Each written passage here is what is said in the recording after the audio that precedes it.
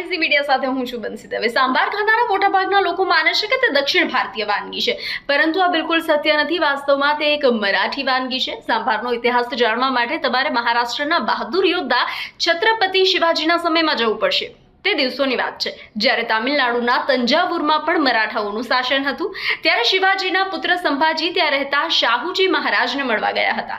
સંભાજીને મરાઠી વાનગી આમટી ખૂબ જ પસંદ હતી, તેથી તેમના સ્વાગતમાં શાહુજીએ તેમના શાહી રસોઈયાઓને આમટી તૈયાર કરવાનો આદેશ આપ્યો હતો।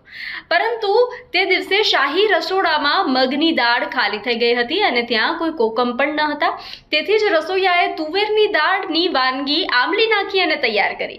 જ્યારે તે સંભાજીને પીરસવામાં આવી ત્યારે તેનો સ્વાદ તેને ખૂબ પસંદ આવી ગયો અને તેનું નામ પડી ગયું સંભાજી આહાર, જેને આપણે સાંભાર તરીકે ઓળખીએ છીએ અને સાંભાર કહીએ છીએ। જેઓ મહારાષ્ટ્રના છે તેઓ જાણતા હશે કે મરાઠી